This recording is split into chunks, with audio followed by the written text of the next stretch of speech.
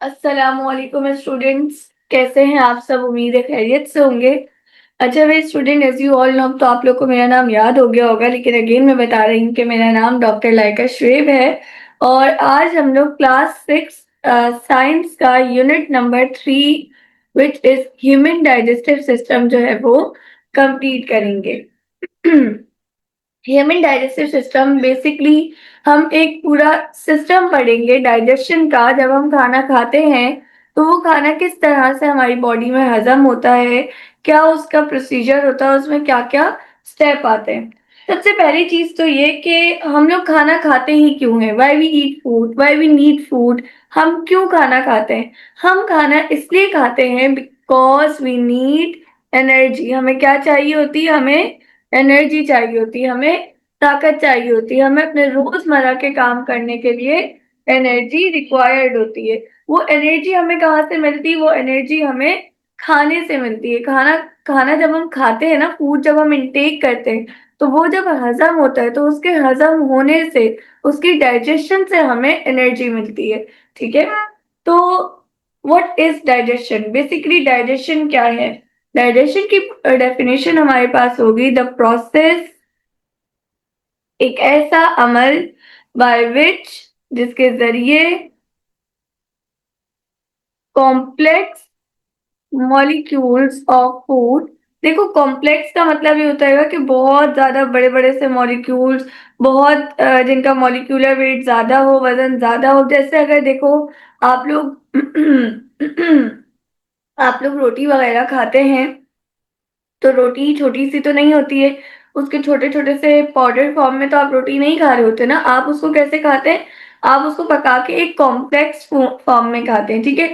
ये जो complex form होती है फूड की, इसको ब्रेक डाउन किया जाता है, इसको तोड़ा जाता है, are broken down into simpler ones. बहुत छोटे छोटे से जो पार्टिकल्स होते हैं उसके अंदर हम लोग उसको तोड़ते हैं। ठीक है। और तोड़ने के बाद जो है वो हमारी बॉडी में डाइजेस्ट होता है। ठीक है। अच्छा, क्यों करते हैं? And are used by the body, and are used by the body और एनर्जी, ताकत के लिए हम लोग ये काम करते हैं। इसके अलावा हम लोग ग्रोथ के लिए ये काम करते हैं, और हम लोग ये काम सेल रिपेयर के लिए करते हैं। ठीक है। मैं अगेन आपको अभी ये सब चीजें इन डिटेल समझाऊंगी। पहले मैं आप लोग को इसकी जस्ट डेफिनेशन समझाना चाह रही थी कि इसकी डेफिनेशन है क्या, हम इसका तर्जुमा किस तरह से करेंगे। तो हमने ये सीखा कि डाइजेशन हमारे पास एक ऐसा प्रोसेस है जिसके अंदर एक बड़ा सा फूड मॉलिक्यूल होगा, कॉम्प्लेक्स सा फूड मॉलिक्यूल। और ये मॉलिक्यूल छोटे छोटे सिंपल सिंपल से मॉलिक्यूल्स के अंदर टूट जाएगा, और टूटने के बाद हमारी बॉडी इससे क्या हासिल करेगी? हमारी बॉडी इससे हासिल करेगी एनर्जी। हमें एनर्जी मिलेगी, और क्या होगा? इसके अलावा हमारे जो ग्रोथ होती है वो होगी, हमारी बॉडी की ग्रोथ होगी। आपने देखा है ना कि पहले हम एक छोटे से बेबी होते हैं and then we grow up. ठीक है। और हम इसके अलावा क्या होगा? इसके अलावा सेल रिपेयर। आपने देखे कभी कभी सेल इंजरीज हो जाती है, कभी हमें चोट लग जाती है, कभी कोई ना कोई मसले मसाइल आते रहते हैं, तो हमारे सेल्स को रिपेयर होने की भी नीड पड़ती है, उनको अपने आप को ठीक करने की भी नीड पड़ती है। तो उसके लिए जो हमें एनर्जी चाहिए होती है वो सब हमें कहाँ से मिलती है? वो सब हमें फूड से मिलती है। ठीक है। नए सेल बनाने के लिए जो मटेरियल चाहिए होता है वो मटेरियल हमें कहाँ से मिलता है? फूड से मिलता है। ठीक है। तो अब हमारे पास डाइजेशन के दो तरीके कार होते हैं। एक तरीका आपके पास होता है मैकेनिकल डाइजेशन। ठीक है। और एक तरीका जो है वो आपके पास होता है केमिकल डाइजेशन। सबसे पहले आपको पता होना चाहिए कि मैकेनिकल डाइजेशन होता क्या है। Mechanical digestion basically physical breakdown होता है फूड का। ये आपके पास क्या होता है? फूड का फिजिकल ब्रेकडाउन होता है। किस तरह से होता है? देखो, बहुत आसान सी बात है। आप लोगों ने रोटी का एक निवाला तोड़ा, तोड़ने के बाद आपने उसको अपने माउथ तक लेके गए, आपने उसको क्या किया? आपने उसको चबाया। तो आपने क्या किया? आपने फिजिकल ब्रेक डाउन किया फूड का। किसके अंदर ब्रेक डाउन किया? Into smaller particle. वो एक बड़ा सा निवाला होता है और उसको आप दांतों से चबा चबा के छोटे छोटे से पार्टिकल्स में कन्वर्ट कर लेते हैं। कैसे करते हैं आप ये? आप ये by the help of chewing, उसको चबाने से, उसको चर्निंग करने से आप जो है वो मैकेनिकल डाइजेशन करते हैं। ठीक है, बहुत आसान सी बात थी। चलो, मुंह मुंह तक आया, माउथ तक आया, दांतों में हमने चबाया, ये हो गए फिजिकल ब्रेकडाउन। अब उसके बाद क्या होगा? अब उसके बाद वो फूड आपके स्टमक तक जाएगा। ठीक है, वहां पे फर्दर डाइजेशन होगी। वहां पे जो हमारे पास डाइजेशन आती है वो आती है केमिकल डाइजेशन। केमिकल डाइजेशन में आपके पास क्या होता है? अगेन फूड जो है वो आपके पास ब्रेक होता है। अब जो फूड आपके पास ब्रेक होगा ना बेटा, ये और छोटे पार्टिकल्स में होगा। मतलब फॉर एग्जाम्पल, पहले इतना बड़ा कॉम्प्लेक्स मॉलिक्यूल था, मैकेनिकल डाइजेशन में इतने मॉलिक्यूल्स बने। अब जब केमिकल डाइजेशन होगी तो इस तरह से और छोटे छोटे छोटे छोटे से उसके पार्टिकल्स बन जाएंगे, यानी कि और सिंपलर यूनिट्स बन जाएंगे। क्लियर है? आप ये समझ रहे हैं कि वो इन शॉर्ट पाउडर्ड फॉर्म के अंदर आ जाएगा। ठीक है, और कैसे होगा ये? इसको हम with the help of enzymes, enzymes की मदद से हम लोग खाने को छोटे छोटे यूनिट्स के अंदर तोड़ लेते हैं। सबसे पहले आप खाने को चबाएंगे।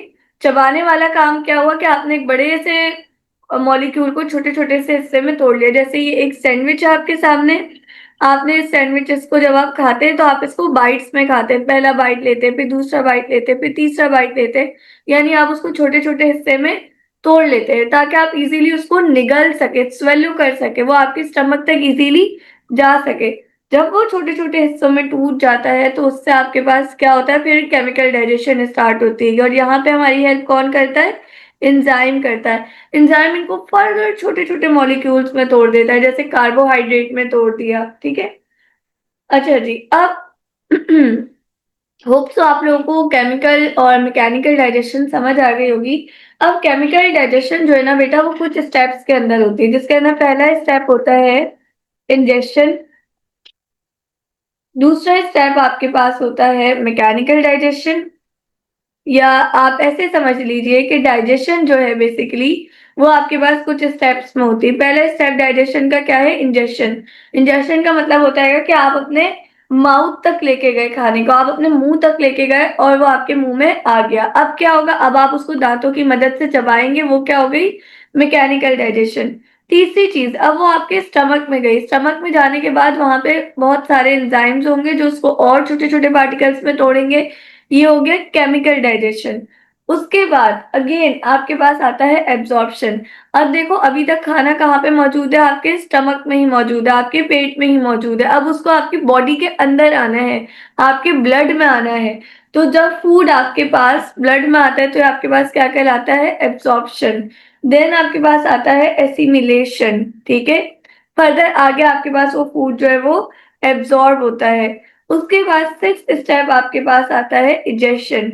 इजेशन का मतलब होता है सिंपली, आसान लफ्जों में अगर हम इसको बोलें तो इसका मतलब होता है एक्सक्रीशन, यानी कि खाना खाने के बाद जो एक्स्ट्रा वेस्ट मटेरियल है, जो काम का नहीं है खाना, जो वेस्ट है, उसको थ्रू पीसेस या थ्रू यूरिन जो है वो बॉडी से बाहर निकाल देना, ये कहलाता है इजेशन। होप सो यहाँ तक की बातें जो है वो आप लोग को अच्छे से क्लियर हो गई होंगी। अच्छा भाई, अब मैं अगेन एक दफा रिपीट कर रही हूँ। सबसे पहली चीज, फूड का इंजेशन हुआ, यानी कि आप उसको अपने माउथ तक लाए, फिर आपने उसको चबाया, which is mechanical digestion. Then आपके पास केमिकल डाइजेशन हुई, यानी कि उसके अंदर एंजाइम्स के थ्रू आपने उसको और छोटे छोटे मॉलिक्यूल्स में तोड़ा। फिर हुआ एब्जॉर्प्शन। एब्जॉर्प्शन का मतलब क्या हुआ कि फूड आपके पास स्टमक से कहाँ पे एब्जॉर्ब होके आ गया? ब्लड में एब्जॉर्ब होके आ गया। फिर आया एसिमिलेशन। एसिमिलेशन में आपने ये जो फूड था ना, इसको यूज किया, ये जो छोटे छोटे से पार्टिकल्स थे ना, इनको यूज करे, किस लिए यूज किया? For energy, for cellular repair, इन सब चीजों के लिए हमने अब उस खाने को इस्तेमाल कर लिया। जितना काम का था उतना इस्तेमाल हो गया, और जो काम का नहीं था वो through ejection, through excretion body से बाहर चला जाएगा। ठीक है, अब हमारे पास आता है human digestive system, which is a systematic manner. ये आपके पास एक सिस्टम से चलता हुआ आ रहा है। जैसे हम लोग अक्सर लैपटॉप चलाते हैं तो क्या तरीका होता है? पहले आप उसका पावर का बटन दबाओ, वो ऑन होगा। उसके बाद फिर आप अपना माउस इस्तेमाल करो, फिर आप अपना कीबोर्ड इस्तेमाल करो, फिर आप उसके ऊपर कोई एप्लीकेशन खोलो, एक पूरा सिस्टम चलता है ना। इसी तरह से ह्यूमन डाइजेस्टिव सिस्टम जो है ये भी हमारे पास एक पूरा सिस्टम है, ठीक है। ये एक सिस्टमैटिक मैनर में काम करता है। जो भी ऑर्गन्स हमारे पास डाइजेशन में इन्वॉल्व हो उनको हम क्या कहते हैं, उनको हम कहते हैं digestive system. The organ system, जितने भी ऑर्गन है, कौन कौन से ऑर्गन है भाई, आपके सिलाइवरी ग्लैंड्स आ गए, माउथ आ गया, एसोफेगस आ गया, लिवर आ गया, स्टमक आ गया। ये जो आपको पिक्चर्स में जितने भी ऑर्गन्स नजर आ रहे हैं ना, ये सब मिलके क्या बनाते हैं, सब मिलके बनाते हैं डाइजेस्टिव सिस्टम। तो हम कह सकते हैं द ऑर्गन सिस्टम, वो ऑर्गन का सिस्टम विच इज, जो कि इन्वॉल्व हो, किस में इन्वॉल्व हो, which is involve in digestion, जो आपके पास डाइजेशन में, हजम करने के प्रोसेस में इन्वॉल्व हो। डाइजेशन किसकी होगी, जाहिर सी बात है फूड की होगी। उसको हम क्या कहते हैं, इज कॉल्ड डाइजेस्टिव सिस्टम। वो सिस्टम हमारे पास डाइजेस्टिव सिस्टम कहलाता है। अगर आप लंग्स वगैरह के अबाउट पढ़ते हैं, अगर आप सांस लेने वाले सिस्टम के अबाउट पढ़ते हैं, तो वो रेस्पिरेटरी सिस्टम होता है, ठीक है। अच्छा, हमारे पास जो डाइजेस्टिव सिस्टम है ना बेटा, ये एक लॉन्ग कॉइल ट्यूब से बना हुआ है। किससे बना हुआ है, आपके पास एक लॉन्ग कॉइल्ड ट्यूब है, ठीक है। और ये जो ट्यूब है आपके पास, ये कहाँ से स्टार्ट होती है, ये ट्यूब आपके यहाँ से माउथ से स्टार्ट होती है और यहाँ पर एनएस पर खत्म होती है। ये ट्यूब जब माउथ से स्टार्ट होती है ना, तो इस तरह से आती है, फिर स्टमक में जाती है, फिर इंटेस्टाइन बनती है इससे, फिर आगे आपके पास देखो कॉइल्ड हो गए, फिर आगे आपके पास इस तरह से एनएस बन जाता है। इन शॉर्ट एक लंबी सी ट्यूब होती है। कितनी लंबी होती है, तकरीबन 10 मीटर लॉन्ग ट्यूब होती है आपके पास, ठीक है। और इस ट्यूब को हम लोग क्या कहते हैं, इस ट्यूब का नाम है हमारे पास एलिमेंट्री कैनाल, ठीक है। इस पूरे जो ट्यूब है इसका नाम क्या है, एलिमेंट्री कैनाल। कैनाल हम उस चीज को कहते हैं जिसके अंदर सुराख और उसके अंदर से कोई चीज गुजर सके। तो हमारा डाइजेस्टिव सिस्टम जो है ना, वो पूरा पाइप की तरह होता है, इसके अंदर से खाना गुजरता है, ठीक है। तो वो जो लॉन्ग कॉइल ट्यूब होती है उसको हम लोग या तो एलिमेंट्री कैनाल कहते हैं, या फिर हम उसको कहते हैं डाइजेस्टिव ट्रैक्ट। ट्रैक्ट का मतलब होता है रास्ता। कौन सा रास्ता, हजम करने का रास्ता। खाने को हजम करने का रास्ता आपके पास क्या कहलाएगा, डाइजेस्टिव ट्रैक्ट कहलाएगा। इसके अंदर आपके पास कौन कौन से ऑर्गन्स आ जाते हैं, कौन कौन से चीजें आती है। सबसे पहला ऑर्गन आपके पास आता है माउथ। ये सबसे पहला सिस्टम जो आपके पास स्टार्ट में आता है वो आता है माउथ। दूसरा आपके पास आता है एसोफेगस। देखो ये माउथ आ गया। अब माउथ के बाद ये जो ट्यूब है जो खाने को स्टमक तक लेके जा रही है, ये क्या है, ईसोफिगस है, ठीक है। उसके बाद the third one is stomach. उसके बाद क्या आता है, देन आपके पास आती है small intestine. Fourth one is small intestine. Then आपके पास आती है लार्ज इंटेस्टाइन। इंटेस्टाइन हम कहते हैं आंतों को, ठीक है। अच्छा जी, देन आपके पास आता है रेक्टम और फिर आता है एनस। मैं वन बाय वन एक एक चीज आपको समझाऊंगी कि क्या होती है एसोफेगस, क्या होता है माउथ, क्या होता है स्टमक, हम सबको अब डिटेल में देखेंगे। अच्छा, इसके अलावा कुछ ऑर्गन्स और इनके साथ जुड़े हुए होते हैं जो हेल्प करते हैं डाइजेशन में। वो ऑर्गन कौन कौन से हैं, एक है वो लिवर, ठीक है, एक है गॉल ब्लैडर और है पेनक्रियास। ये तीन ऑर्गन्स भी होते हैं जो इसके साथ अटैच हुए हुए होते हैं। अब देखो लैपटॉप है, लैपटॉप के अंदर कीबोर्ड लगा हुआ होता है, आप लोगों को पता है, माउस भी लगा हुआ होता है। लेकिन अब जब मैं आप लोगों को पढ़ा रही हूँ तो मुझे एक पेन टैबलेट चाहिए ताकि मैं स्क्रीन के ऊपर लिखकर आप लोगों को समझा सकूं। तो ये जो मेरे पास जो पेन टैबलेट है जिसके थ्रू मैं लिख के आप लोगों को समझा रही हूँ, ये क्या है, ये भी इसके साथ एसोसिएट हुआ हुआ है। इसी तरह से डाइजेस्टिव सिस्टम के अंदर वैसे तो ये सब ऑर्गन्स आते हैं, लेकिन इसके अंदर तीन ऑर्गन्स जो है वो हमारे पास एसोसिएट हुए होते हैं, हमारी हेल्प करते हैं। वो तीन कौन कौन से हैं, लिवर, गॉल ब्लैडर और पेनक्रियाज है, ठीक है। सबसे पहले हम डिस्कस करते हैं माउथ को। हमारे पास जो फूड की जर्नी है, जो फूड का रास्ता है, वो स्टार्ट होता है माउथ से। हमारे पास जो भी हम फूड खाते हैं ना, वैसा नहीं होता कि मेरे सामने जो चीज रखी हुई है मैं उसको उठा के खा लूं। नो, ऐसा नहीं होता। अब ऐसा तो नहीं होगा ना कि कोई खाना सड़ चुका है और मैंने उसको उठा के खा लिया, नहीं। सबसे पहली चीज होती है फूड सिलेक्शन, ठीक है। फूड सिलेक्शन आपके पास कैसे होती है, फूड सिलेक्शन हम करते हैं with the help of five senses. आपके जो 5 सेंसेस है ना, या इन शॉर्ट आपके जो सेंसेस है ना, उनको इस्तेमाल करके। सेंसेस कौन कौन से? सबसे पहले मैं उस खाने को देखूंगी कि वो दिखने में कैसा है, क्या मुझे वो खराब तो नजर नहीं आ रहा, साइड।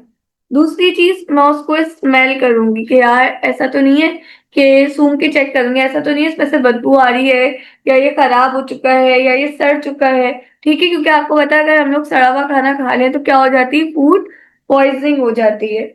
उसके बाद मैं उसको टेस्ट करूंगी कि ये खाने लायक है भी या नहीं है। चलो दिखने में भी अच्छा है, स्मेल भी अच्छी है, ऐसा तो नहीं है कोई मेंढक है और मैं इसको चिकन समझ के खा लूं। ठीक है, तो उसको टेस्ट किया जाता है, अगर देखते हैं कि वो टेस्ट मेरे मुंह को पसंद आ रहा है नहीं आ रहा है, क्या जो है उसका प्रोसीजर है।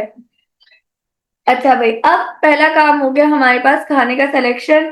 भाई दिखने में भी अच्छा था, स्मेल भी अच्छी है, टेस्ट भी अच्छा है। ओ आई सी, इट इज ब्रोस्ट। ये तो ब्रोस्ट है, ये तो बहुत मजे का आएगा। चलो भाई, अब क्या होगा? अब आपके जो टीथ हैं, अब किसका काम आएगा? अगला काम आएगा टीथ का। टीथ क्या करेंगे? वो उस खाने को अब क्रश करेंगे, उसको तोड़ेंगे, उसको ग्राउंड करेंगे, उसको चबाएंगे। ठीक है, उसको छोटे छोटे से पार्टिकल में तोड़ेंगे। और ये जो आपके पास क्रश्ड फूड होगा, ये जो छोटे छोटे पार्टिकल्स में आपने फूड को तोड़ लिया होगा, अब ये फूड आपके पास मिक्स हो जाएगा। किसके साथ मिक्स हो जाएगा? मिक्स विथ सलाइवा, जिसको हम लोग उर्दू में थूक भी कहते हैं। ठीक है, सलाइवा के साथ मिक्स हो जाएगा। बेटा ऐसा क्यों होता है? देखो, अगर आप अपना जो फूड है उसको सलाइवा के साथ मिक्स नहीं होने देंगे, अगर आपके माउथ के अंदर सलाइवा नहीं बनता, तो वो खाना बहुत रफ होता और आपसे निगला नहीं जाता। आपकी ग़िज़ा की नाली में बहुत तकलीफ होती है, आपके गले में बार बार वो खाना अटकता। ठीक है, इसलिए हमें सलाइवा चाहिए होता है। सलाइवा क्या होता है? सलाइवा हमारे पास लिक्विड होता है, स्लाइमी सा लिक्विड होता है। सलाइवा क्या है? हमारे पास एक स्लाइमी सा लिक्विड है, थोड़ा सा चिपचिपा सा लिक्विड है, बहुत ज्यादा चिपचिपा नहीं होता लेकिन लिटिल बिट। ये क्या करता हैगा? ये आपके खाने को लिब्रिकेट करता है। ठीक है, लिब्रिकेट करता है ताकि आप खाने को इजीली निगल सके। आपने देखा कभी कभार हम लोग जब दरवाजे की कुंडी खोलते हैं, या जो दरवाजे का लॉक है बेसिकली उसको खोलते हैं, तो वो खुलता नहीं है। तो हमें क्या करना पड़ता है? हमें उसके अंदर थोड़ा सा ऑयल डालना पड़ता है, यानी हम उसको, उस डोर की जो क्या कहते हैं, लॉक है, उसको क्या करते हैं? उसको लिब्रिकेट करते हैं ऑयल डाल के, ताकि वो इजीली खुल जाए। इसी तरह से हम लोग खाने के साथ सलाइवा को मिक्स करते हैं ताकि वो इजीली क्या हो सके, निगला जा सके। ठीक है, और आपके जो सांस की नाली, वो सांस की नाली कह रही हूँ, सॉरी, ग़िज़ा की नाली है जो पेट तक जाती है, उससे इजीली गुजर सके। ठीक है, अच्छा जी, एक और बात याद रखिएगा, हमारे पास वॉमिट के दौरान सलाइवा बहुत ज्यादा प्रोड्यूस होता है। ऐसा क्यों होता है? देखो, होता यह है कि जब भी हमें वॉमिट हो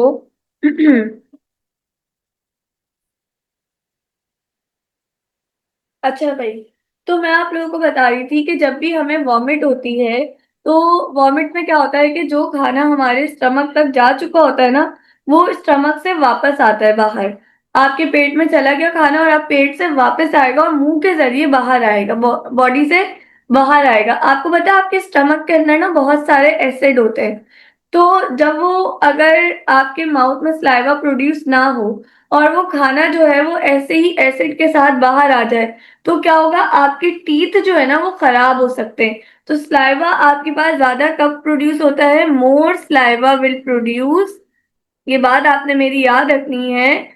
मोर saliva will produce during vomiting. जब भी वॉमिट होने वाली होगी आपको, या वॉमिट हो रही होगी, तो आपके पास क्या होगा? आपके पास सलाइवा ज्यादा प्रोड्यूस होगा। और ऐसा क्यों होगा? ताकि आपके दांतों को स्टमक के एसिड से, स्टमक के तेजाब से बचाया जा सके, ताकि आपके दांत खराब ना हो। ठीक है, अच्छा, उसके बाद और क्या आता है हमारे पास? हमारे पास टंग आती है। टंग भी बहुत इंपॉर्टेंट रोल प्ले करती है डाइजेशन के अंदर। आप जब भी खाना चबाते हैं, चबाने के बाद वो जो फूड होता है ना, अब उसको स्वेलो करना है, उसको निगलना है। तो एक तो आपकी टंग जो है ना वो क्या करती है? आपकी टंग हेल्प करती है आपको उस फूड का ना निवाला बनाने के लिए। आपने देखा जब हम चबाते हैं खाना, तो वो हमारी जमीन के जमीन कह रही हूँ, हमारी जबान के दरमियान राउंड सा शेप बन जाता हैगा। इस तरह से देखो यहाँ पे जो फूड होगा ना ऐसा राउंड सा बन जाएगा और हम इसको इजीली निगल लेंगे। ये जो टंग की हेल्प से जो हमारे पास राउंड सा स्ट्रक्चर बनता है, ओवल सा लंप बनता है फूड का, इसको हम कहते हैं ओवल लंप। ठीक है, ये जो ओवल सा लंप बनता है ना इसको हम कहते हैं बोलस, निवाला। ये निवाला हम लोग क्या करते हैं, हम लोग निगल लेते हैं। ठीक है, इसको हम लोग स्वेलो कर लेते हैं। और ये कैसे स्वेलो होता है, हमारी टंग की अपवर्ड और बैकवर्ड मूवमेंट से। जब हम चबा रहे होते हैं ना तो आप देखा करें कि आपकी जबान भी मूव कर रही होती है, कभी इधर जा रही होती है, कभी ऊपर जा रही होती है, कभी पीछे जा रही होती है, ताकि क्या हो सके, खाना आप निगल सके। ठीक है। अच्छा, जब खाना एक बार आपके फूड पाइप में, आपके ग़िज़ा की नाली में चला जाता है तो आपकी टंग क्या करती है, आपकी ओरल कैविटी को ब्लॉक कर देती है। क्यों ब्लॉक करती है, ताकि खाना जो है ना वो ग़िज़ा की नाली से वापस ना आ जाए। देखो, ये जैसे ये फूड था, अब ये फूड आपके पास, ये रहा फूड। ठीक है, इस डायग्राम में देखें, ये फूड था, आपने खाया, यहाँ तक फूड आया। अब ये फूड कहाँ जा रहा है, ये फूड जा रहा है आपकी ग़िज़ा की नाली में। जो बोलस है कहाँ जा रहा है, ग़िज़ा की नाली में। अब आप ये देखें, आपकी टंग ने क्या किया, इसको ब्लॉक कर दिया।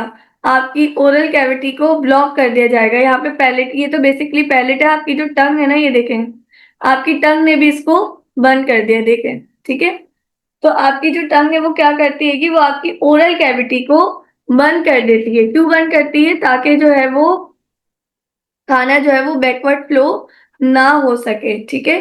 अच्छा, अब देखो दो चीजें याद रखना मेरी, एक होती है हमारे पास ओरल कैविटी, एक होती है हमारे पास नेजल कैविटी। ठीक है, मैंने कहा है एक होती है ओरल कैविटी और एक होती है नेजल कैविटी। अब देखो, आप सांस लेते हो, आप नाक के थ्रू लेते हो। नाक के पास जो ये हिस्सा होता है ना, जहां से हवा फिर आपके फेफड़ों तक जाती है, ये हिस्सा आपके पास कहलाता है नेजल कैविटी। ठीक है, नाक की कैविटी, जहां पे क्या हो, हवा जो है वो आपके पास आए। ओरल कैविटी क्या होती है, ये वाली कैविटी, ये देखो जहां पे निवाला है आपके पास। ठीक है।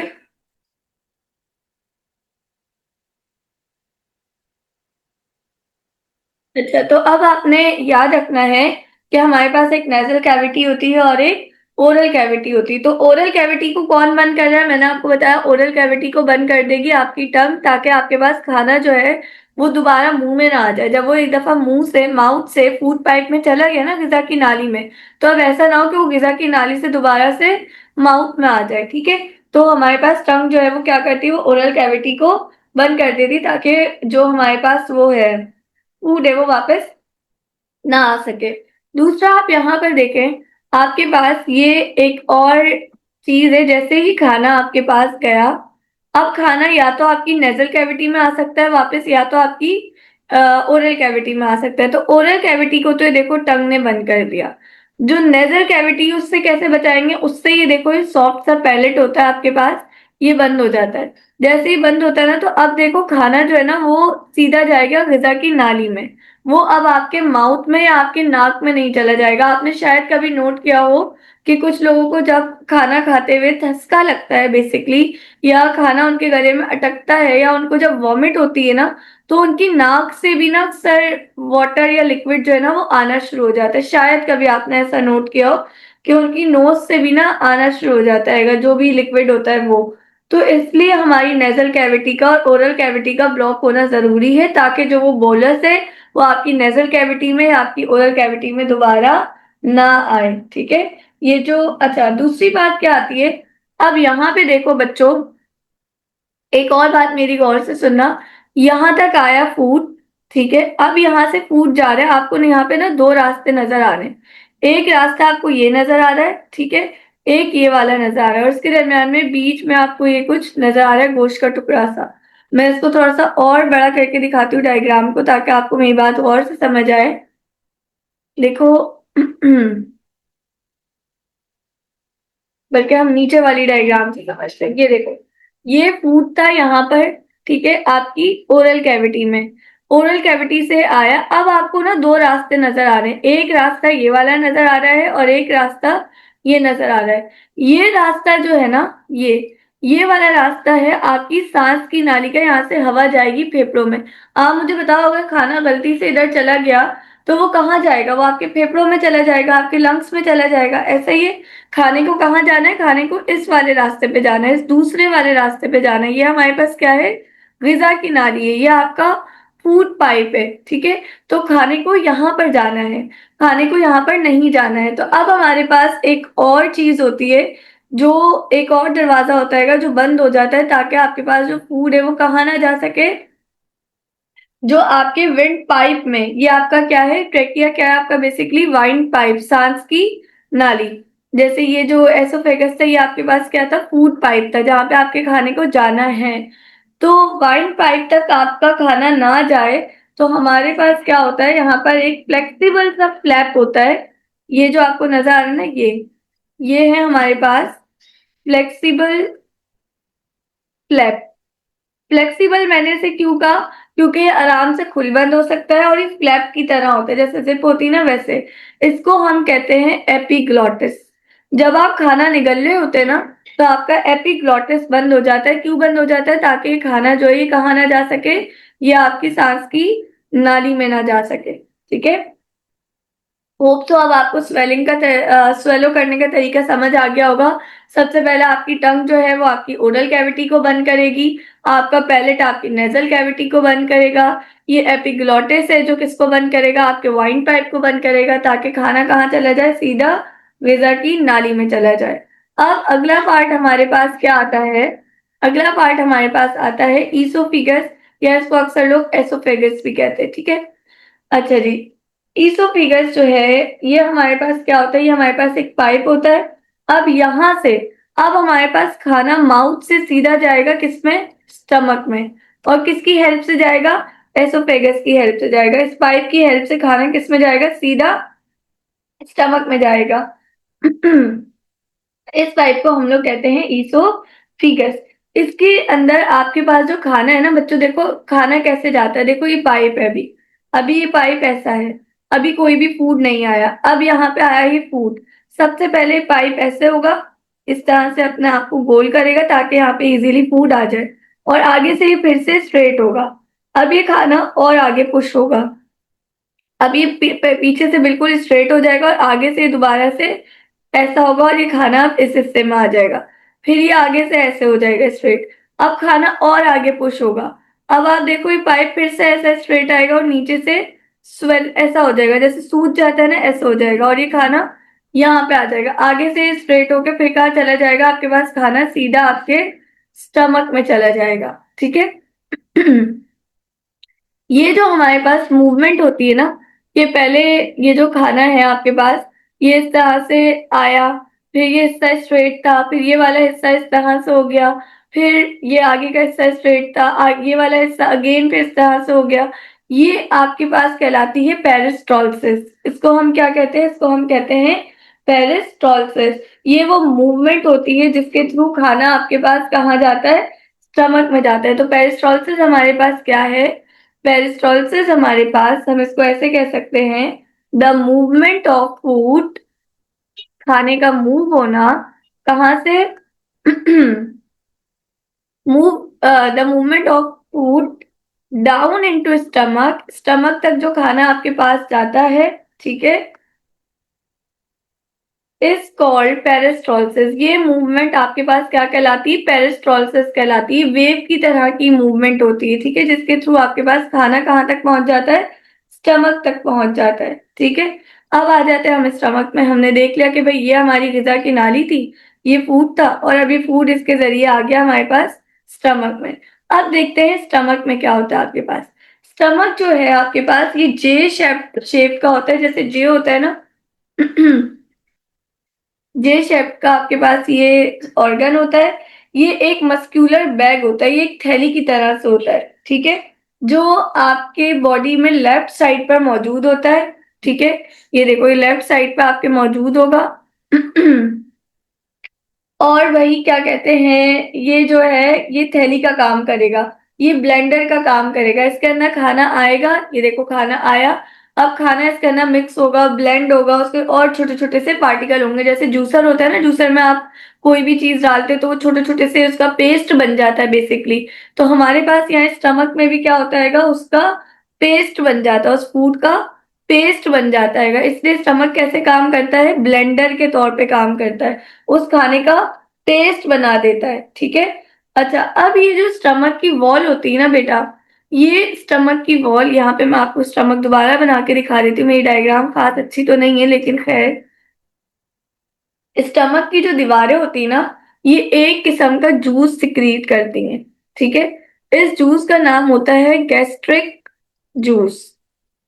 ये जो गैस्ट्रिक जूस होता है ना बच्चों, इसके अंदर होता है HCl। Gastric juice contains HCl। इसके अंदर कौन सा एसिड मौजूद है, HCl। HCl को हम कहते हैं हाइड्रोक्लोरिक एसिड। ये याद रखना है आपने, हाइड्रोक्लोरिक एसिड। यानी आप ये देखें, आपका जो स्टमक है ना, वो एक किस्म का तेजाब बनाता है, और उस तेजाब का नाम क्या है, हाइड्रोक्लोरिक एसिड। इसके अलावा स्टमक की दीवारें एक और चीज रिलीज करती है, उसका नाम है एंजाइम। ठीक है। याद आ रहा होगा कि हमने एंजाइम पढ़ा था, कहाँ पढ़ा था, केमिकल डाइजेशन में पढ़ा था। क्यों पढ़ा था, ताकि वो जो फूड के और जो छोटे छोटे से पार्टिकल्स थे, वो और ज्यादा छोटे छोटे छोटे छोटे पार्टिकल्स में ब्रेक हो सके। ठीक है। तो अब ये जो एसिड है, जो कि बेसिकली आपका गैस्ट्रिक जूस है, और आपका जो एंजाइम है, ये दोनों मिलके क्या करेंगे, आपका जो फूड है ना, उससे उसको कन्वर्ट करेंगे एक थिक, क्रीमी और सेमी सॉलिड मास में। यानी आपने वो मायोनीज वगैरह देखा होगा, आपने केचप देखा होगा, केचप कैसा होता है, एक पेस्ट की तरह का होता है ना। तो यहाँ पे भी जो आपका खाना होगा ना, जब वो स्टमक में आ जाएगा, तो उसको हम लोग थिक, क्रीमी, सेमी सॉलिड मास के अंदर कन्वर्ट कर लेंगे। जो थिक, क्रीमी, सेमी सॉलिड मास है ना, इसको हम कहते हैं काइम। ठीक है। इसको हम क्या कहते हैं, इसको हम कहते हैं काइम। ठीक है। ये जो सॉलिड सा मास है, ये जो काइम है, ये आपके फूड, आपके पेट के अंदर, आपके स्टमक के अंदर थोड़े से टाइम के लिए स्टोर होगा, और उसके बाद फिर ये कहाँ चला जाएगा, फिर ये स्टमक से चला जाएगा आपकी स्मॉल इंटेस्टाइन के अंदर। ठीक है। यहां तक हमने देखा कि खाना हमारे पास कहाँ से आया, माउथ से आया, एसोफेगस के थ्रू स्टमक में आया, स्टमक में उसका काइम बना। अब क्या होगा, अब वो खाना चला गया स्मॉल इंटेस्टाइन में। अब हम देखते हैं स्मॉल इंटेस्टाइन में क्या होता है। स्मॉल इंटेस्टाइन में देखो, ये जो स्टमक है ना, यहाँ पर अब ये जो हिस्सा आ रहा है ना स्मॉल इंटेस्टाइन का, इस पहले पार्ट को हम कहते हैं ड्यूडेनियम। ठीक है। उसके बाद हमारे पास ये वाला जो थोड़ा सा पार्ट इस तरफ ऊपर की तरफ आता है, इसको हम कहते हैं जिजेनियम। फिर जो यहाँ नीचे की तरफ हिस्सा आता है, ये हमारे पास तीसरा पार्ट जो ये कहलाता है इलियम। तो हमारे पास ये जो स्मॉल इंटेस्टाइन है, ये एक लॉन्ग ट्यूब होती है आपके पास, लॉन्ग ट्यूब होती है, और ये तीन चीजों से मिलके बनती है। इसके तीन पार्ट्स होते हैं। कौन कौन से तीन पार्ट्स होते हैं, मैंने अभी आपको बताया, एक ड्यूडेनियम, एक जिजेनियम और एक हीलियम। ये तीनों मिलके आपके पास क्या बनाते हैं, स्मॉल इंटेस्टाइन बनाते हैं। ठीक है। अब होता क्या है आपके पास, जब खाना आपके पास स्मॉल इंटेस्टाइन में आ जाता है ना, तो स्मॉल इंटेस्टाइन में भी ना कुछ चीजें आती है, कुछ जूसेस आते हैं जो उस खाने के साथ मिलते हैं। वो जूसेस आपके पास कहाँ से आते हैं, वो जूसेस आपको याद होगा, मैंने भी आपको जब ऊपर कुछ पढ़ाया था कि बेटा आपके पास लिवर है, आपके पास गॉल ब्लैडर है, याद है आपको, और आपके पास पेनक्रियाज है। तो यहाँ पर देखो, एक पाइप यहाँ पे आ रहा है लिवर से, और कहाँ जा रहा है, आपकी स्मॉल इंटेस्टाइन में जा रहा है। यहाँ पे देखो, एक पाइप आ रहा है आपके गॉल ब्लैडर से, और कहाँ जा रहा है, आपके स्मॉल इंटेस्टाइन में। एक पाइप आ रहा है आपके पेनक्रियाज से, और कहाँ जा रहा है, आपके स्मॉल इंटेस्टाइन के अंदर जा रहा है। ठीक है। अब हो रहा क्या है यहाँ पर, यहाँ पे आपके पास ये हो रहा है कि ये फूड यहाँ से लिवर से आपके पास एक सिक्रीशन आती है, एक लिक्विड आता है। ठीक है। उसको हम कहते हैं बाइल, और वो चला जाता है स्मॉल इंटेस्टाइन में, पहली चीज। दूसरा, गॉल ब्लैडर। गॉल ब्लैडर से भी आपके पास एक लिक्विड आता है, वो कहाँ चला जाता है, स्मॉल इंटेस्टाइन में चला जाता है। ये है पेनक्रियाटिक जूस, सॉरी पेनक्रियाज है, पेनक्रियाज से आता है पेनक्रियाटिक जूस, और ये भी कहाँ चला जाता है, आपके स्मॉल इंटेस्टाइन के अंदर चला जाता है। यानी हमने देखा कि इन तीनों से, लिवर से, गॉल ब्लैडर से और आपके पेनक्रियाज से कुछ सिक्रीशंस निकलती हैं, और ये सिक्रीशंस, ये जो लिक्विड होते हैं, ये कहाँ चले जाते हैं, ये सिक्रीशन बेसिकली एंजाइम्स होते हैं। ठीक है। ये कहाँ चले जाते हैं, आपकी स्मॉल इंटेस्टाइन के अंदर चले जाते हैं, उस फूड के पास चले जाते हैं। तो अब आपके पास खाना जब स्मॉल इंटेस्टाइन में ऐड होगा तो वो लिवर, गॉल ब्लैडर और पेनक्रियास के से आने वाले उस जूस के साथ, उस एंजाइम के साथ मिक्स होगा और फर्दर छोटे छोटे हिस्सों में डिवाइड होकर उसकी अब एब्जॉर्प्शन स्टार्ट होगी। अब यहाँ पे फूड जो है वो डाइजेस्ट हो चुका है, फूड हजम हो गया स्मॉल इंटेस्टाइन में। अब स्मॉल इंटेस्टाइन से फूड एब्जॉर्ब होके कहाँ पे आ जाएगा, आपके ब्लड में आ जाएगा। आपको याद होगा मैंने आपको प्रोसेस बताया था एब्जॉर्प्शन का। तो अब आपके पास वो प्रोसेस स्टार्ट होगा एब्जॉर्प्शन का, और आपके पास स्मॉल इंटेस्टाइन से फूड एब्जॉर्ब होके कहाँ चला जाएगा, ब्लड में चला जाएगा। ठीक है, ब्लड में जाने के बाद आपके पास एब्जॉर्प्शन कंप्लीट होती है। तो स्मॉल इंटेस्टाइन का क्या काम है, यहाँ पे क्या हो रहा है, यहाँ पे एब्जॉर्प्शन ऑफ फूड हो रहेगा, खाना एब्जॉर्ब हो रहा है, एब्जॉर्ब होके कहाँ पे आ रहा है, आपके ब्लड में आ रहा है। ठीक है, अच्छा, अब एक दो बातें और याद रखिएगा।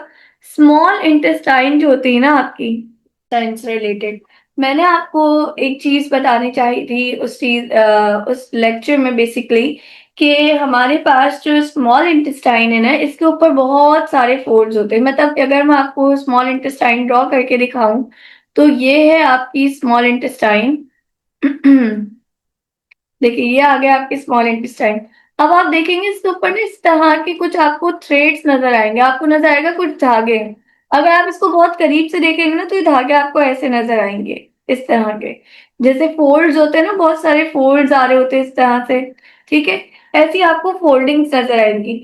इनको, ये जो चीज होती है ना, जो थ्रेड लाइक स्ट्रक्चर्स होते हैं, ये हमारे पास क्या कहलाते हैं, इनको हम कहते हैं फोल्ड्स। ये फोल्ड्स कैसे होते हैं, फिंगर लाइक आउटग्रोथ होती है। हम क्या बोलेंगे, हम बोलेंगे विलाई की डेफिनेशन अगर आपको लिखनी हो तो आप क्या लिखोगे, आप लिखोगे फिंगर लाइक आउटग्रोथ। आउटग्रोथ का मतलब होता है बाहर की तरफ आती हुई चीज जो आपको नजर आए। देखो ऐसा भी तो हो सकता था ना कि स्मॉल इंटेस्टाइन पे कुछ ऐसा हो जाता, आपको नजर ही नहीं आता, लेकिन ये इस तरह से आउटग्रोथ होती है, जैसे कोई चीज स्मॉल इंटेस्टाइन से निकल के बाहर आ रही है, आउटग्रोथ्स होती हैं। ठीक है, finger like outgrowths on the wall of small intestine is called या आर कॉल्ड, बेसिकली तो बहुत सारे है ना, तो आर कॉल्ड विलाय। देखो मैं चाहती तो मैं पीपीटी पहले से लिख के रख लेती, लेकिन आज मैंने सोचा कि मैं साथ साथ लिख के आप लोगों को बताऊंगी ताकि आप लोगों को खुद भी अपने नोट्स बनाना आए, आपको चीजों का जवाब देना आए। ठीक है, तो फिंगर लाइक आउटग्रोथ होती है हमारे पास स्मॉल इंटेस्टाइन की वॉल पर, जिसको हम क्या कहते हैं, जिसको हम कहते हैं विलाय। ये जो विलाय होती है ना, ये हमें हेल्प करती है फूड को एब्जॉर्ब करने में। देखो ये थी स्मॉल इंटेस्टाइन, अब स्मॉल इंटेस्टाइन के बाहर ना ये जा रही है ब्लड कैपिलरीज, ये आ गई ब्लड कैपिलरीज। ठीक है, अब क्या होगा कि खाना जो है ना आपके पास, वो इससे, यहाँ पे खाना है, ठीक है, ये खाना आपके पास एब्जॉर्ब होगा, विलाय से एब्जॉर्ब होके कहाँ आ जाएगा, आपके ब्लड में आ जाएगा। ठीक है, तो ये काम होता है विलाय का। विलाय का काम क्या है, विलाय का काम है खाने को एब्जॉर्ब करना और एब्जॉर्ब करके कहाँ पर लेकर आना, ब्लड में लेकर आना। ठीक है, अच्छा, विलाय करता क्या है, देखो अगर मैं ये जो विलाय है ना, ये जो इस तरह से आपको नजर आ रहे हैं, अगर मैं आपको खोल के दिखाऊंगी, दिखने में इतना सा हिस्सा, अगर मैं इसको खोल के दिखाऊं ना, इतना बड़ा धागा बन जाएगा। तो ये क्या करता है कि ये आपके पास सरफेस एरिया बढ़ाता है स्मॉल इंटेस्टाइन का, ताकि मैक्सिमम एब्जॉर्प्शन हो सके।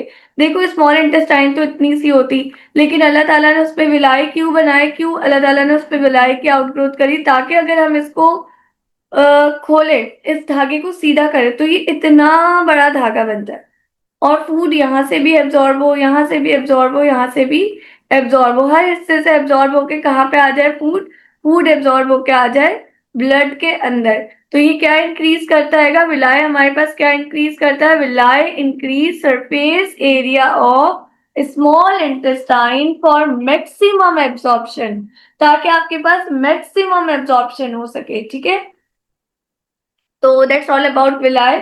अच्छा, अब हमारे पास ये जो ब्लड होता हैगा, जिसके अंदर एब्जॉर्ब फूड होता है ना, ये अब लिवर में चला जाता है। ये जो ब्लड है ना, इसके अंदर क्या है, इसके अंदर एब्जॉर्ब हुआ हुआ फूड है, ये कहाँ जाएगा, ये आपके पास लिवर के अंदर जाएगा।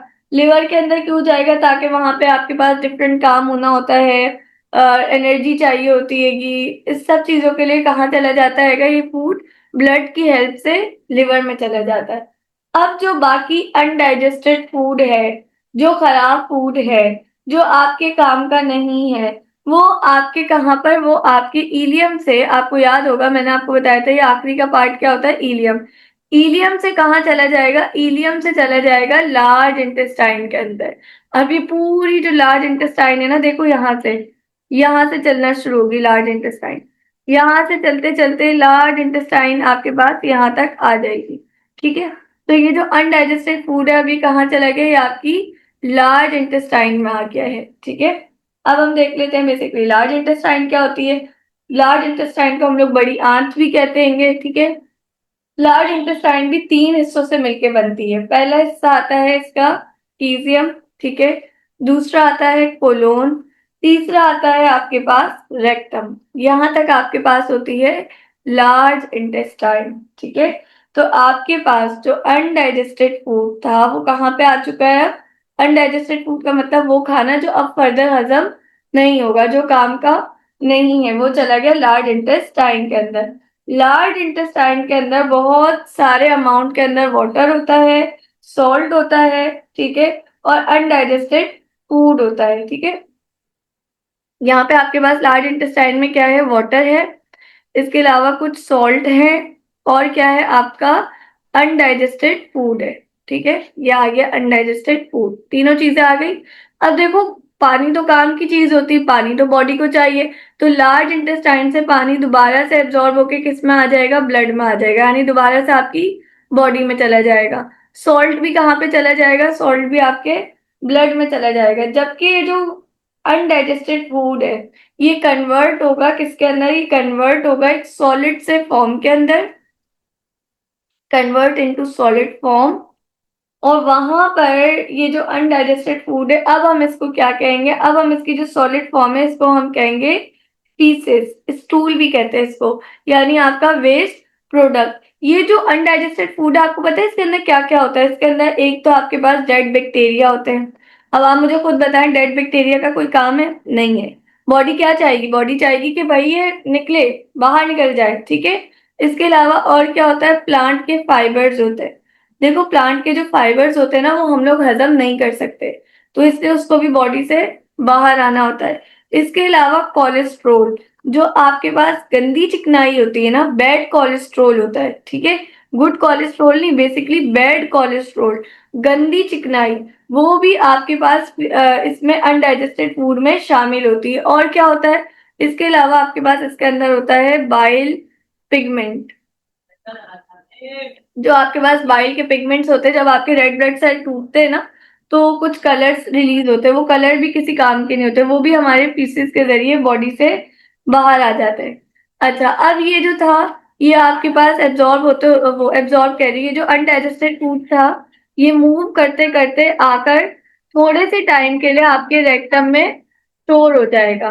ठीक है,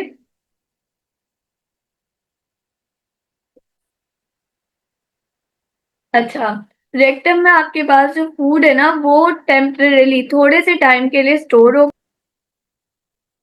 अच्छा, हमारे पास क्या हुआ कि मैंने आपको बताया कि ये फूड जो है, अब कहाँ वो फूड, अनडाइजेस्टेड फूड की बात हो रही है, जो खराब फूड है ये अब आपके पास कहाँ पे आ चुका है? ये आपके रेक्टम में आ गया। रेक्टम में आकर ही टेम्परेली थोड़े से टाइम के लिए स्टोर होता है। ठीक है, उसके बाद ही कहाँ चला जाता है? फिर ये चला जाता है एनएस पर। एनएस में जाने के बाद एनएस के अंदर होती है ये ओपनिंग। ठीक है, एनएस क्या है? एनएस की डेफिनेशन हम ऐसे लिख सकते हैं अपने पास, यहाँ पे मैं आप लोग को बता रही हूँ। द फीसिस, यानी जो आपके पास अब वेस्ट मटेरियल है, अब जो बॉडी के बिल्कुल भी काम का नहीं है, the faeces are removed from body through an opening. आपकी बॉडी से ये जो फीसिस है, जो वेस्ट मटेरियल है, जो अनडाइजेस्टेड फूड है, ये एक सुराख के जरिए, एक ओपनिंग के जरिए बॉडी से बाहर निकल जाएगी। और इसको हम क्या कहते हैं? इसको हम कहते हैं एनएस। एनएस के जरिए अभी बॉडी से बाहर निकल जाती है। ठीक है, अच्छा जी, यहाँ तक डाइजेशन का प्रोसेस खत्म होता है। हमने क्या देखा? हमने देखा कि सबसे पहले हमने इंजेक्शन करी, यानी फूड को माउथ में लेकर गए, ठीक है। माउथ में ले जाने के बाद हमने उसको वहां पे चबाया, उसके साथ सलाइवा मिक्स हुआ, हमारी टीथ ने हेल्प किया, टंग ने हेल्प किया, और आपके पास क्या बन गया? बोलस बन गया। वो बोलस आपके पास कहाँ गया? वो आपके फूड पाइप, जो कि बेसिकली एसोफेगस था, उसके थ्रू कहाँ चला गया? उसके थ्रू चला गया आपके स्टमक में। स्टमक में आपके पास क्या था? आपके पास हमने देखा था कुछ क्या कहते हैं, एंजाइम थे। और क्या था आपके पास? आपके पास हाइड्रोक्लोरिक एसिड था, जिसको हमने गैस्ट्रिक जूस कहा था। वो उस फूड के साथ मिला और क्या बना दिया उसने? काइम बना दिया। ये काइम आपके पास कहाँ चला गया? स्मॉल इंटेस्टाइन में चला गया। स्मॉल इंटेस्टाइन में आपके पास छोटे छोटे से धागे की तरह की फिंगर लाइक जो थी, वो प्रोजेक्शन थी, आउटग्रोथ थी, जिनका नाम था विलाय। विलाय ने उसको स्मॉल इंटेस्टाइन से एब्जॉर्ब करके कहाँ पे भेज दिया? एब्जॉर्ब करके भेज दिया ब्लड के अंदर, ठीक है। और जो बाकी फर्दर वेस्ट था, वो कहाँ पे चला गया? आपके पास वेस्ट फूड जो था वो आपके पास आगे चला गया लार्ज इंटेस्टाइन के अंदर, ठीक है। अच्छा, अब एक चीज और, फिर लार्ज इंटेस्टाइन से आपके पास गया रेक्टम के अंदर, थोड़े से टाइम के लिए स्टोर हुआ, फिर रेक्टम से आपके पास एनस के जरिए बॉडी से बाहर चला गया। अच्छा, जो फूड हमारे पास ब्लड में एब्जॉर्ब होकर आया था, वो फूड आपके पास कहाँ जाएगा? वो लिवर में जाएगा। क्यों जाएगा? ताकि लिवर जो है वो उससे क्या बना सके? एनर्जी बना सके। अब एक दो बातें और याद रखनी है आप लोगों ने मेरी। मैंने आपको HCl के अबाउट बताया था, यहाँ पे हाइड्रोक्लोरिक एसिड। बच्चों, हमारे स्टमक के अंदर ना एक किस्म का एंजाइम पाया जाता है, उसका नाम है पेप्सिनोजेन। ये जो पेप्सिनोजेन है ना, ये कोई भी काम नहीं करता, ये सोता रहता है का, ये कोई काम नहीं करता है। जैसे ही हम HCl रिलीज होकर इस पेप्सिनोजेन के पास जाता है ना, उसको एनर्जी मिलती है, ये एक्टिवेट होता है, और एक्टिवेट होके किस में कन्वर्ट हो जाता है? पेप्सिन में कन्वर्ट हो जाता है। जैसे ही पेप्सिन में कन्वर्ट होता है, ये डाइजेशन में हेल्प करता है। तो अब आपको समझ आया कि HCl का क्या काम है। HCl आपके स्टमक के अंदर एक एंजाइम को एक्टिवेट करता है, ताकि वो एंजाइम क्या कर सके? फर्दर डाइजेशन में आपकी हेल्प कर सके, ठीक है। अच्छा जी, उसके बाद हम आते हैं एंजाइम्स की तरफ। एंजाइम होते क्या है? हम इतनी देर से बोल तो रहे हैं भाई, एंजाइम एंजाइम एंजाइम। एंजाइम है क्या? एंजाइम हमारे पास क्या होते हैं बच्चों? एंजाइम्स हमारे पास बेसिकली प्रोटीन के मॉलिक्यूल्स होते हैं, ठीक है। ये हमारे पास क्या होते हैं? प्रोटीन्स होते हैं। एंजाइम्स आर प्रोटीन्स जो क्या करते हैं? डेट स्पीड अप, जो तेज कर देते हैं। क्या तेज करते हैं? जो आपकी केमिकल रिएक्शन, बेसिकली जो आपकी जो डाइजेशन चल रही होती है ना, केमिकल डाइजेशन, उसको क्या करते हैं? उसको स्पीड अप कर देते हैं। इस केमिकल डाइजेशन को हम लोग केमिकल रिएक्शन भी कह सकते हैं, ठीक है। हमारी बॉडी के अंदर उसको स्पीड अप कर देते, डाइजेशन को तेज कर देते, ताकि आपके पास खाना जल्दी से हजम हो जाए, टाइम ना लगे। वरना क्या होगा कि खाना जो है वो हजम होने में टाइम लेगा। ये एंजाइम कहाँ पे बनते हैं, कहाँ पे प्रोड्यूस होते हैं? ये जो एंजाइम है प्रोड्यूस होते हैं, प्रोड्यूस इनसाइड द बॉडी, आपकी बॉडी के अंदर ही बनते हैं ये, ठीक है। अच्छा, अब हम लोग यहाँ पे कुछ एंजाइम देख लेते हैं और उनका काम देख लेते हैं। हमारे पास कौन कौन से एंजाइम आते हैं? भाई हमारे पास एक तो आ जाता है क्या कहते हैं, सबसे पहला आता है अमाइलेज। अमाइलेज आपके जो सिलाइवरी ग्लैंड्स है ना, सिलाइवरी ग्लैंड्स ऐसे ग्लैंड्स होते हैं जो थूक बनाते हैं, जो स्लाइवा बनाते हैं, ठीक है। वहां से रिलीज होते हैं, ठीक है, वहां पे बनते हैं, वहां पे प्रोड्यूस होते हैं, सॉरी, प्रोड्यूस का मतलब होता है बनना। तो ये जो अमाइलेज एंजाइम है, ये कहाँ पे बनेगा? आपके सिलाइवरी ग्लैंड्स में बनेगा, जो स्लाइवा भी बनाता है। और कहाँ पे बनेगा? और पेनक्रियास में बनेगा। फिर उसके बाद कहाँ पे रिलीज हो जाएगा? यानी बनने के बाद अब उसको कहाँ पे, अब ऐसा होता है ना, देखो कंपनीज हैं, कंपनीज क्या करती है? कंपनीज चिप्स बनाती हैं, जूस बनाती, फिर वो कहाँ चली जाती होंगी? वो फिर चली जाती है शॉप्स के अंदर। तो इसी तरह से ये जो अमाइलेज एंजाइम है, अभी कहाँ पे रिलीज होगा? ये आपके माउथ में रिलीज होगा, ठीक है। और आपकी छोटी आंतों में रिलीज होगा, स्मॉल इंटेस्टाइन में रिलीज होगा। और ये क्या करेगा?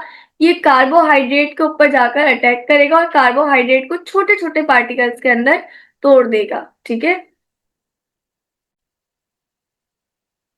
अब देखो मेरी बात समझो। जब हम खाना खाते हैं ना, तो हम लोग सिर्फ एक चीज नहीं खा रहे होते, हमें ना उस खाने से डिफरेंट चीजें मिलती हैं। किसी से कार्बोहाइड्रेट मिलता है, किसी से प्रोटीन मिलता है। आप लोग जो दालें और गोश्त खाते हैं ना, उससे आपको प्रोटीन मिलता है। आप लोग आलू खाते हैं, आलू से आपको कार्बोहाइड्रेट मिलता है। आप लोग घी वगैरह खाते हैं, घी से आपको क्या मिलता है, फैट्स मिलते हैं, ठीक है।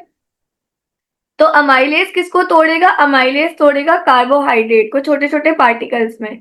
दूसरा आता है पेप्सिन। अभी मैंने पढ़ाया था कि HCl क्या करता है, पेप्सिन को एक्टिवेट करता है। और ये क्या करता है, कहाँ पे बनता है, ये आपके गैस्ट्रिक जूस में बनता है, ठीक है।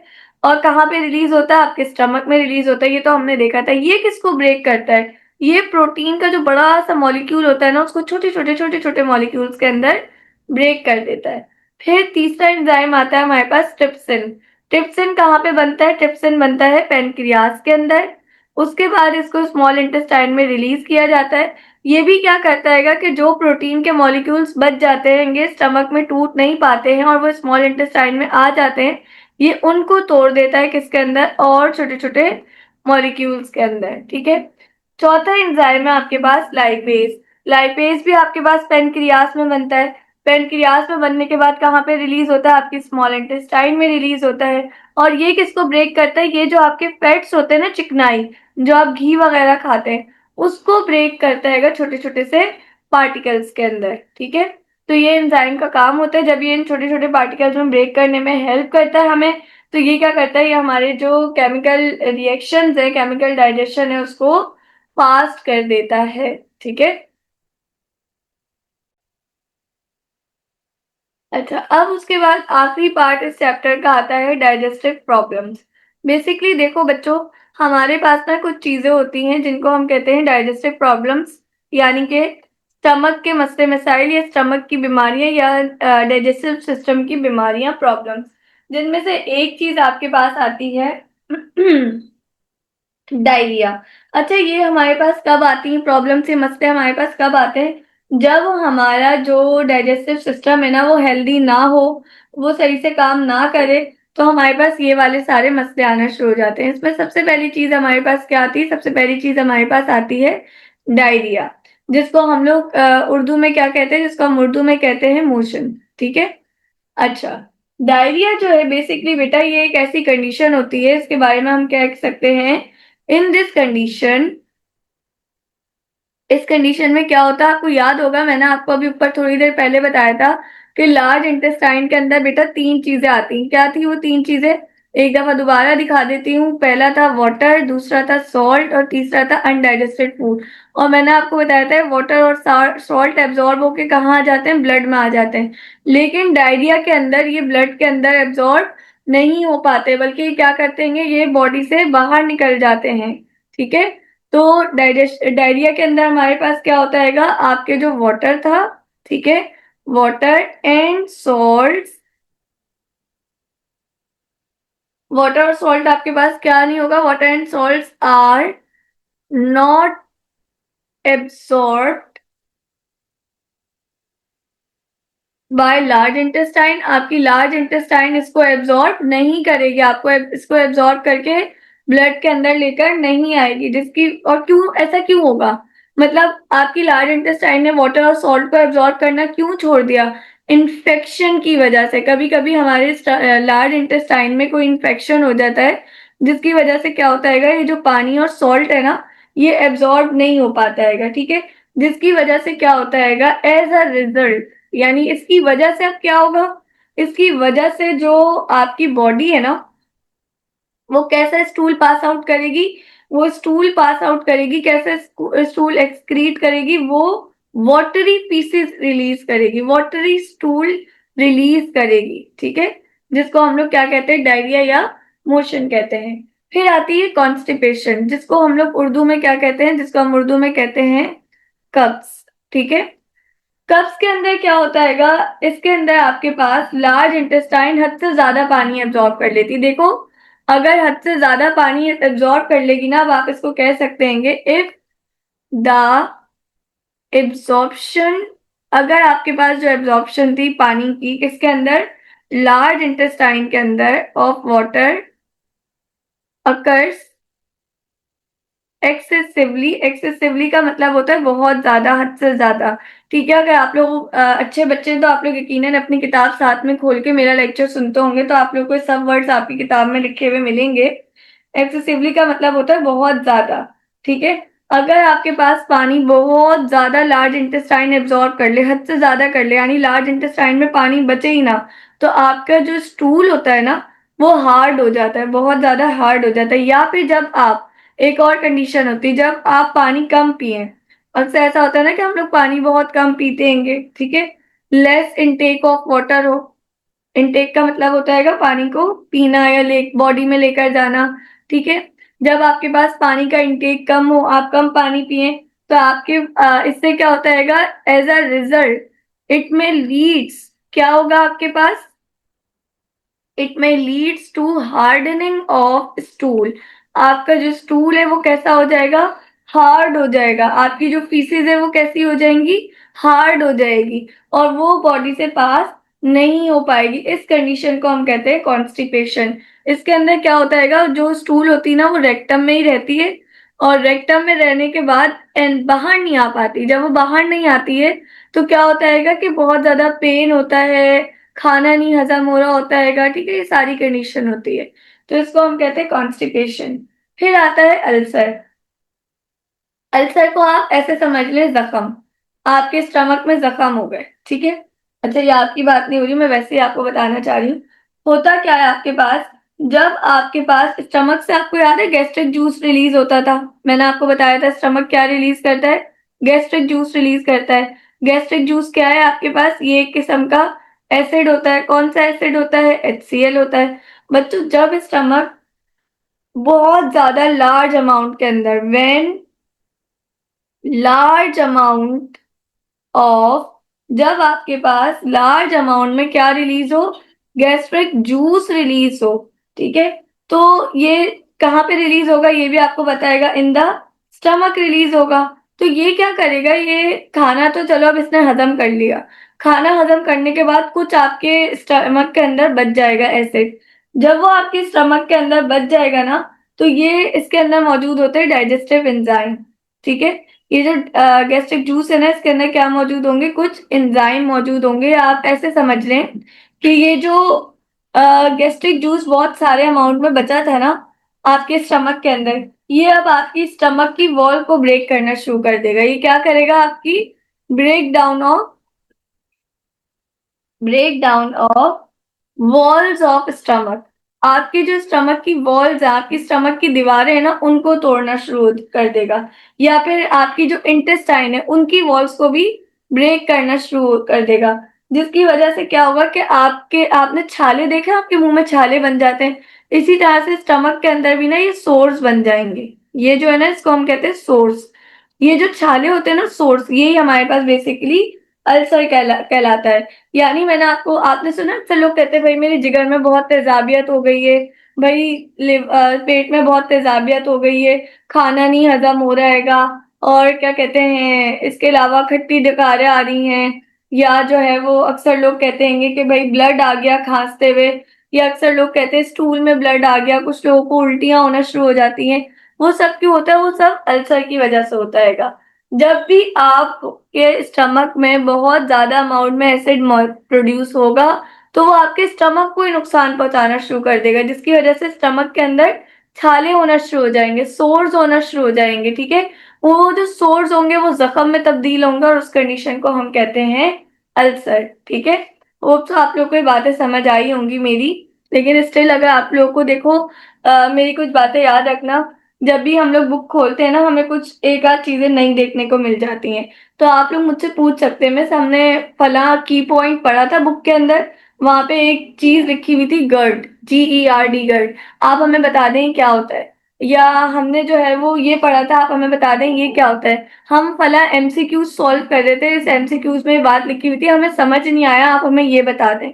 आप अपने सवाल मुझसे जितने पूछेंगे ना, उतना अच्छे से बच्चों आप लोग को ये समझ आएगा। और जो बच्चे 6, 7, 8 क्लासेस में ही अच्छे से पढ़ना शुरू कर देते ना, वो ही बच्चे 9, 10 में, 11, 12 में अच्छे से पढ़ते हैं। फिर वो डॉक्टर, इंजीनियर और टेक्सटाइल इंजीनियर, जो जिसका जो दिल चाहता है वो सब चीजें वो बन जाते हैं। ठीक है, तो यहाँ पे हमारा ये वाला चैप्टर कंप्लीट होता है। स्टिल आपका कोई भी क्वेश्चन हो, कोई चीज़ हो जो ना समझ आई हो, या ये कोई भी चीज़ मुश्किल लगी हो, तो आप मुझे दोबारा से बता सकते हैं। आई विल ट्राई कि मैं आप इसको आपके लिए ईज़ी कर दूँ, ठीक है? अपना ख़्याल रखिएगा, मुझे दुआ में याद रखिएगा। अल्लाह हाफ़िज़।